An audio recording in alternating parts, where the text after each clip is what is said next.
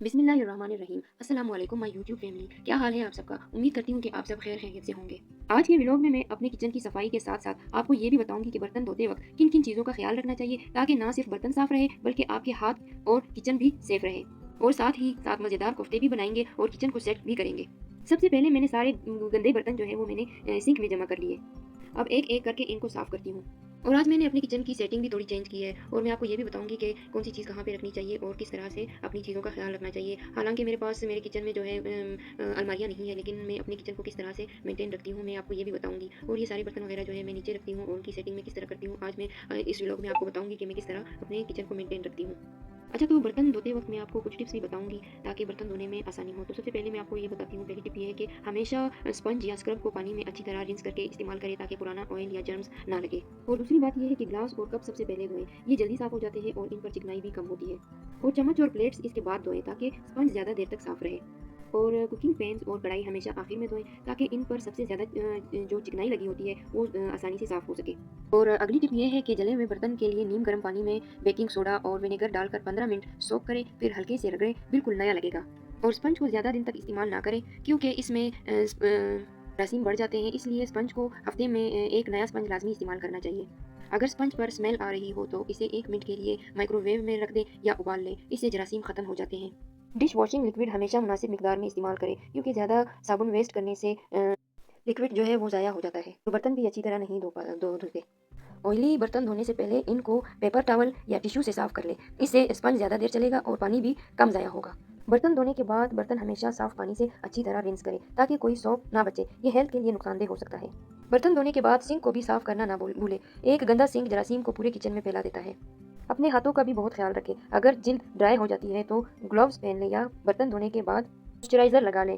जब आप ये सारी चीज़ें फॉलो करेंगी ना तो आपके बर्तन भी साफ़ होंगे बल्कि हाइजीनिक भी होंगे और किचन भी फ्रेशनेस रहेगी। ये देखिए नाज़रीन, देखते देखते मैंने तकरीबन सारे बर्तन धो लिए हैं और ये देखिए तकरीबन सारे बर्तन धो लिए हैं।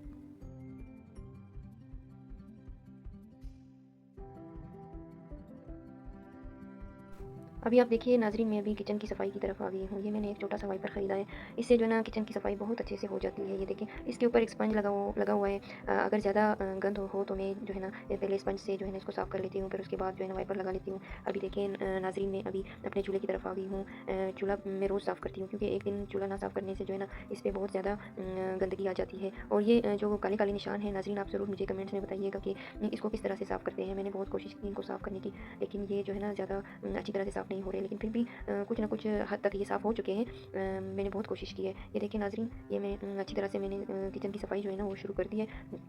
ये देखिए, ये मैं अभी इनके ऊपर चीज़ें रख रही हूँ। अभी मैं आपको किचन की सेटिंग भी बताती हूँ कि मैं अपनी किचन की सेटिंग किस तरह से करती हूँ। ये देखिए नाज़रीन,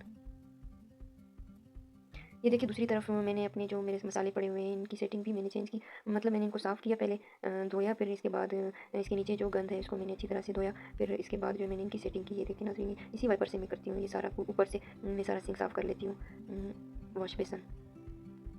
ये देखिए, ये जो है ना सारे चम्मच मैंने ना एक ही उसमें बॉल में रखे ताकि उठाने में ना उसको ढूंढने की ज़रूरत ना हो। इन चीज़ों को मैं एक ही जगह पे रख देती हूँ।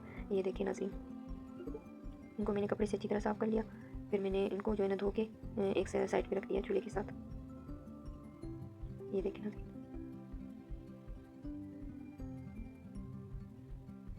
ये देखिए एक एक चीज़ में साफ़ करके यहाँ पे रख रही हूँ। ये देखिए, तो नाज़रीन मैंने ऊपर से किचन को भी साफ़ कर लिया, काउंटर को साफ़ कर लिया। अब मैं ये चीज़ें यहाँ पे रख रही हूँ। ये देखिए, ये सारी चीज़ें मैंने एक साइड पे रख दी। अभी जो है मैं वाइपर लगा रही हूँ। वाइपर लगाने के बाद मैं आप लोगों को बताती हूँ कि मैंने किचन की सेटिंग जो है वो किस तरह से की है। ये देखिए, अच्छी तरह से मैंने सफाई कर ली है। आप भी इसी तरह की ऑर्गेनाइजेशन टिप्स इस्तेमाल कर सकती हैं जो मैं कर रही हूँ। ये देखिए नाज़रीन, अभी मैं जो है ना कोफ्ते बना रही हूँ, तो मैं साथ साथ में ना खाना भी तैयार करती हूँ। अभी मैं सोच रही थी कि मैं कोफ्ते भी बना लूँ, तो मैंने कोफ्ते भी बनाए हैं। कोफ्ते जो है असल में मैंने एक दिन पहले फ्रीज़ करके रखे हुए थे। अभी सिर्फ मैंने मसाला डालकर लहसुन अदरक और प्याज को काट कर मैंने कोफ्ते जो है ना वो तैयार करने हैं। तो ये देखें,